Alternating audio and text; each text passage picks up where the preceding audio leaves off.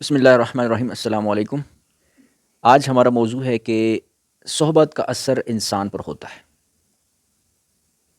انسان جس قسم کے لوگوں کے ساتھ اٹھتا بیٹھتا ہے، جس قسم کی سراؤنڈنگز میں رہتا ہے، تو لوگوں کی جس طرح کی سوچ ہوتی ہے، چھوٹی سوچ ہوتی ہے یا بڑی سوچ ہوتی ہے، تو اسی طرح کی سوچ انسان کی اپنی بھی بن جاتی ہے۔ یعنی اگر انسان کسی جگہ پر کام کرتا ہے، جاب کرتا ہے، نوکری کرتا ہے، اور وہاں پہ لوگوں کی جو سوچ ہے وہ چھوٹی سوچ ہے، لو لیول کی گھٹیا سوچ ہے، تو وہی انسان کی اپنی سوچ بن جاتی ہے۔ انسان ان کے ساتھ اٹھتا ہے، بیٹھتا ہے، سنتا ہے، ان کی باتیں سنتا ہے، ان سے باتیں کرتا ہے، تو انسان کے اندر وہی سوچ داخل ہو جاتی ہے، کیونکہ صحبت کا اثر ہوتا ہے۔ خربوزہ خربوزے کو دیکھ کر رنگ پکڑتا ہے۔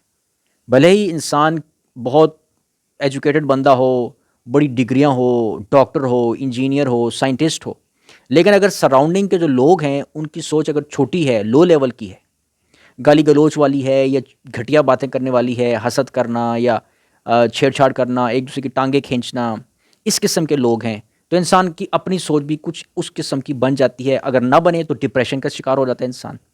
تو اس لیے ایسی نیگیٹو جو سوچ ہوتی ہے اس کا مقابلہ کرنے کا طریقہ یہ ہے کہ اول تو انسان کوشش کرے کہ ایسے لوگوں کی صحبت میں نہ بیٹھے، ٹھیک ہے، اچھے لوگوں کو دوست بنائے۔ قرآن فرماتا ہے کونوا مع الصادقین، صادقین کی صحبت میں بیٹھو، نیک لوگوں کی صحبت میں بیٹھو تاکہ اچھا اثر پڑے۔ برے لوگوں کی صحبت میں بیٹھو گے تو برا اثر پڑے گا۔ تو لیکن بعض دفعہ مجبوری ہوتی ہے، جاب کے لیے جانا پڑتا ہے، نوکری کرنی ہوتی ہے، تو وہاں پہ مجبوراً وہ ایسے چھوٹی گھٹیا کم ظرف سوچ والے لوگ ہوتے ہیں۔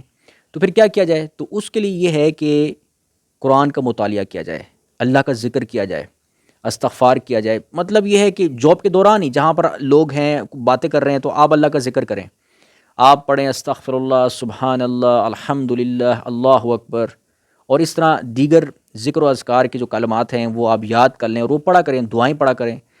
اور تھوڑا سا ٹائم ملے موبائل میں قرآن کھول کر قرآن پڑھیں، اس کی تلاوت کریں، اردو ترجمہ پڑھیں، سمجھیں، غور کریں۔ اس سے یہ ہوگا کہ قرآن جو ہے وہ سب سے ہائی لیول کی سوچ ہے، کیونکہ وہ اللہ تعالیٰ کی باتیں ہیں، اللہ تعالیٰ کا کلام ہے۔ تو اپنے آپ کو اس لیول پر رکھنا ہے کہ جو اللہ تعالیٰ کی سوچ ہے۔ تو اگر آپ قرآن پڑھیں گے تو آپ کی سوچ جو ہے وہ پھر ہائی لیول کی ہوگی، جو جس سوچ پر اللہ تعالیٰ انسان کو رکھنا چاہتا ہے۔ تو اس طرح انسان جو ہے نا وہ نیگیٹو تھاٹس کا مقابلہ کر سکتا ہے، اس پر پھر یہ نیگیٹو تھاٹس حملہ آور نہیں ہوں گی۔ جب انسان قرآن پڑھے گا اور ادھر جب وہ لوگوں کی باتیں سنے گا، سمجھے گا، اس کا ضمیر خود بتائے گا کہ یہ سب گھٹیا لوگ ہیں، یہ سب گھٹیا باتیں کرنے والے لوگ ہیں، ان سے بچ کے رہنا ہے۔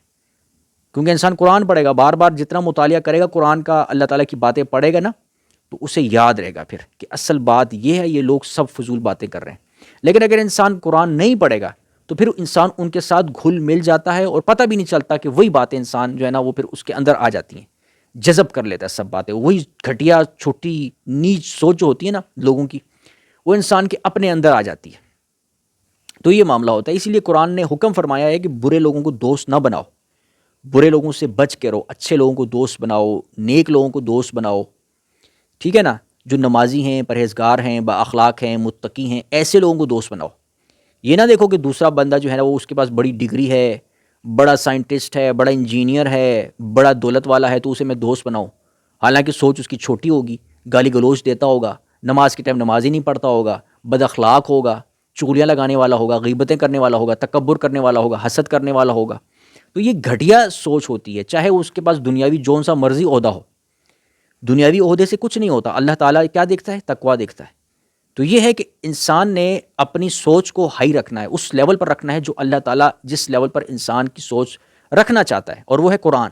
قرآن انسان پڑھے گا تو اس کی سوچ اس لیول پر رہے گی کہ جس لیول پر ہونی چاہیے۔ بہت شکریہ۔ السلام علیکم ورحمۃ اللہ وبرکاتہ۔